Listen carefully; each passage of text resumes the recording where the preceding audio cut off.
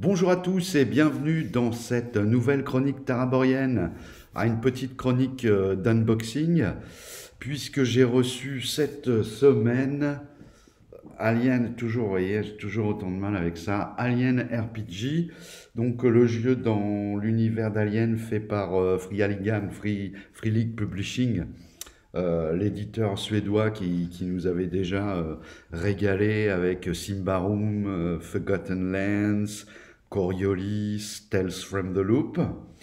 Donc ils ont continué avec leur système, pour les gens qui connaissent un peu leur jeu, en tout cas pour Tales from the Loop et Coriolis.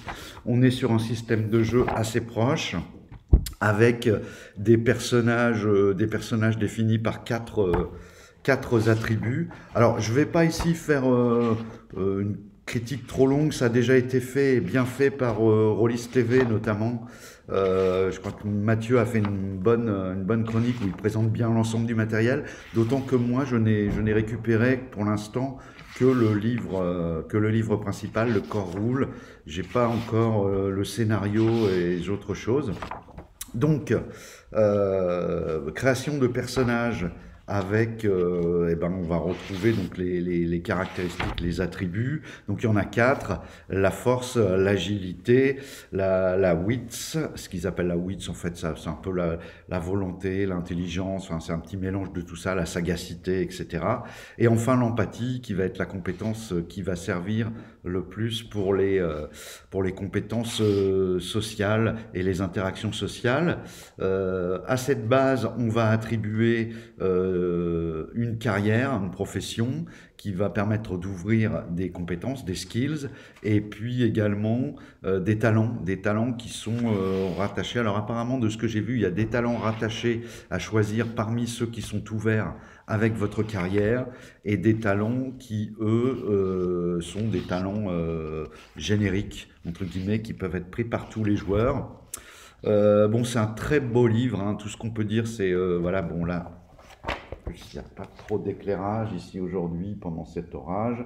Donc voilà, vous voyez. Bon, la force de cet éditeur, je crois que maintenant on a bien compris, c'est un système de règles assez facile à prendre en main. Et puis c'est aussi le fait qu'ils aient pour chacun des jeux, en fait, ils ont dans le studio comment on appelle ça, des dessinateurs, enfin des illustrateurs, voilà, je cherchais le mot, et que du coup, bah, tous les jeux sont vraiment très très léchés. Là, on a une présentation, vous voyez, voilà, on éclate les deux colonnes. Avec un fond de page noir qui ramène bien un peu aux thématiques du jeu. Non seulement c'est très agréable à feuilleter, mais en plus, moi, je suis un peu plus de la moitié de l'ensemble de l'ouvrage. Et ce que je remarque, c'est que le fait de disséquer comme ça, par petits blocs, vous voyez, si j'en prends un là sur les compétences de stealth, j'ai enemy movement, detection, voilà. Et en fait, le fait que ce soit séparé comme ça et pas les deux ou trois sempiternelles colonnes qu'on retrouve dans tous les jeux de rôle, finalement, ça rend la lecture plus digeste parce qu'on peut venir picorer comme ça, se concentrer sur un aspect principal, et puis on se voit vraiment avancer dans le corpus de règles. Alors l'univers, bah, on le connaît tous, c'est l'univers des films aliens. C'est assez bon, c'était assez malin de reprendre cette licence. Même si je trouve qu'en ce moment, il faut faire attention, les jeux de rôle quand même sont essentiellement sur les licences, et bon, il faudrait pas que ça grève les créations originales. C'est quand même, enfin, à un moment, les licences, on va en avoir fait le tour, et il va falloir quand même peut-être réfléchir à créer des nouveaux univers, voilà, parce qu'on va un peu tourner en rond. J'y reviendrai tout à l'heure d'ailleurs, où j'évoquerai un petit peu Star Wars. Alors, qu'est-ce que le jeu propose? Il y a deux modes de jeu, ça aussi c'est assez malin. Un premier mode de jeu qu'ils appellent le jeu cinématique. Alors, partie assez courte, idéale pour faire jouer en convention ou pour occuper une petite séance, un peu comme ça au débeauté avec des amis. Le principe, on est sur du pré-tiré. Donc, comme les personnages ont également un journal de bord, en gros, c'est plus ou moins des motivations avec une ligne à suivre et des objectifs personnels. Ça permet vraiment direct de rentrer dans le personnage et de se concentrer. Moi, ça m'a fait énormément penser à... Donc c'est un jeu en fait d'horreur et et d'action dans l'univers d'Alien. Et le mode cinématique, moi, m'a fait beaucoup penser au jeu de Johan Scipion, Sombre, dans la mesure où il est quand même précisé que beaucoup des personnages qui vont faire le scénario vont, au cours de l'un des 3 actes du scénario, certainement décéder. En fait, vous savez quasiment que votre personnage, il est condamné. Le scénario va vous proposer de jouer en fait un peu la mort de votre personnage. Donc c'est très proche du jeu de Johan Scipion, Sombre. Également parce que c'est un jeu d'horreur, etc. Également, on retrouve aussi sur les thématiques donc cette même concordance entre les deux jeux. Il y a un mode campagne qui est prévu. Alors, je n'ai pas encore lu là dans les règles de base, mais de toute façon, ils ont déjà annoncé, je crois, des suppléments pour développer un peu le mode campagne, où là, on sera sur quelque chose de beaucoup plus avec de l'intrigue, avec de l'intrigue politique, voilà. Ça encore, c'est assez malin et ça colle, je trouve, pas mal au film. Parce que quand on regarde les films, les intrigues politiques, elles sont suggérées plus que vraiment narrées. Les films se concentrent vraiment sur les protagonistes et sur ce qui leur arrive. À savoir souvent, ils sont victimes de grosses bébêtes qui viennent les embêter pendant leurs voyages spatiaux. Là, ça respecte encore une fois le format du bouquin. Le format des séries, pardon. Donc voilà, que dire, bah, c'est un très beau jeu. Moi, je suis très très content, cosmétiquement. Alors, mais j'ai pas encore testé, donc je referai certainement une petite vidéo après avoir fait un one-shot. Je vais voir, peut-être je vais réussir à caler un petit one-shot pendant les vacances, pendant les fêtes, là, pendant les vacances de Noël. En tout cas, c'est du sérieux, c'est du lourd. Je ne sais pas s'il est prévu, certainement que ça arrivera. Une traduction en français. Bon, le jeu anglais, il est très bien aussi. J'ai repéré une petite coquille. Bon, rien de grave. Il y en a certainement d'autres, hein, mais il y en a une qui est un peu choquante. C'est qu'ils ont fait des tableaux pour les armes, avec aussi, il y a un jeu de cartes qui va avec. Et là, il y a une contradiction entre le bonus de toucher de la première arme qui annonce un +1 et en dessous ils mettent la carte et sur la carte en bien gros, puisque les cartes donc c'est une espèce de zoom avec une représentation de l'arme et ses bonus, ses caractéristiques, c'est un +2. Bon, rien de grave, hein, je pense qu'il suffit d'aller sur le forum de Free League Publishing et qu'on aura la réponse, à savoir est-ce qu'on prend les caractéristiques de la carte ou les caractéristiques qui sont au-dessus. Voilà, je vous montre un peu ces tableaux où on décrit les armes. Donc là, vous voyez, vous avez le zoom sur chaque arme avec les compétences et vous avez à chaque fois, avant ou après, une table qui reprend et là, il n'y a pas de concordance sur le premier. Bon, c'est du détail, hein, mais bon, c'est voilà, certainement une erreur d'impression, quelque chose comme ça. Quelques vaisseaux aussi, toujours intéressant de pouvoir les décrire. À propos des vaisseaux, j'ai pas encore lu ce qui concernait les combats. Alors je sais pas, je crois, pour avoir suivi d'autres ouvertures et d'autres critiques, que c'est pas... Bon, ça mériterait un peu plus de développement. Alors peut-être dans les suppléments de campagne. Voilà.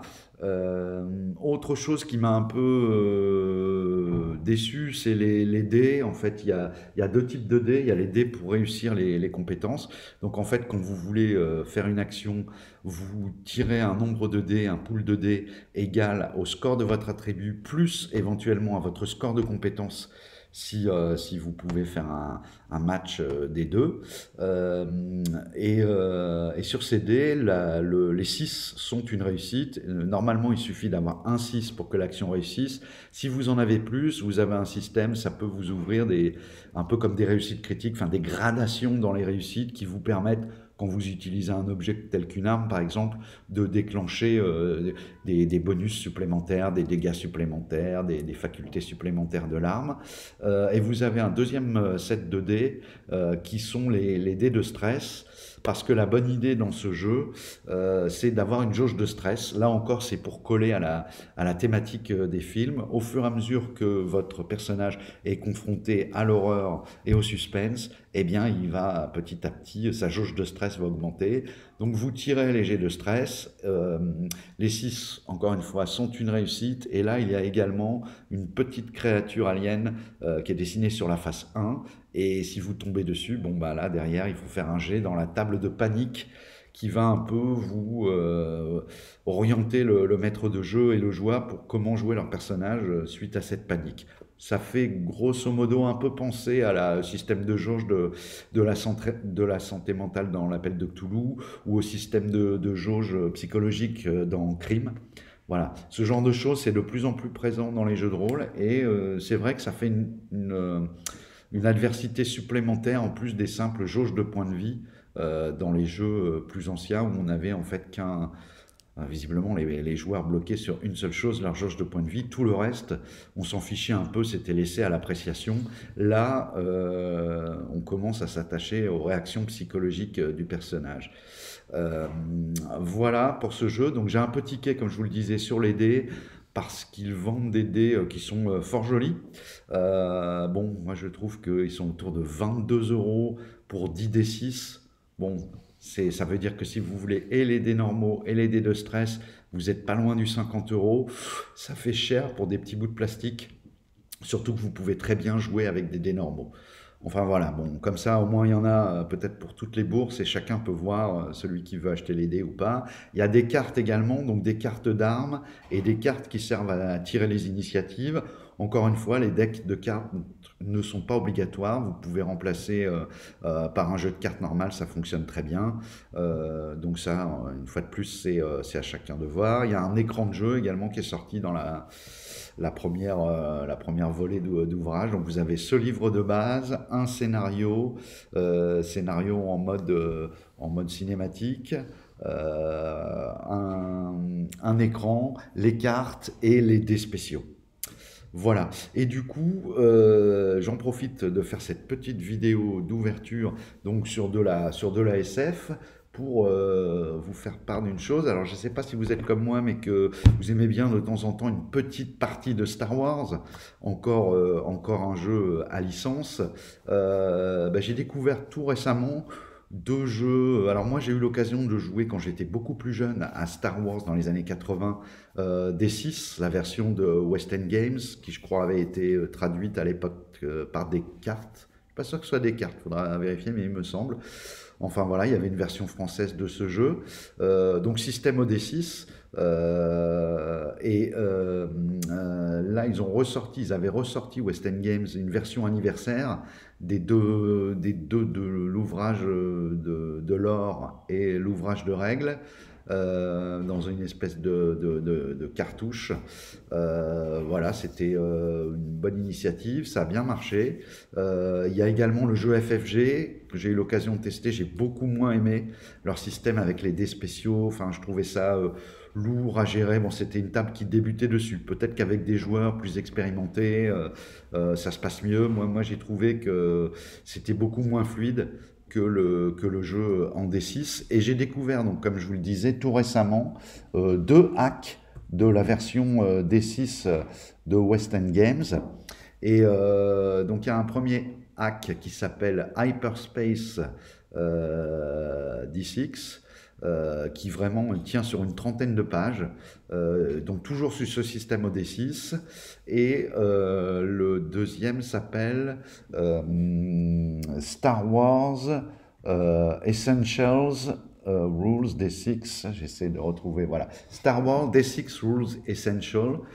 C'est gratuit. Je mettrai les liens dans la vidéo, vous pouvez aller les télécharger, c'est du Google Doc. et ça permet vraiment de rentrer dans l'univers de Star Wars et de pouvoir jouer de façon assez rapide et fluide pour ceux qui aiment bien jouer dans cette licence.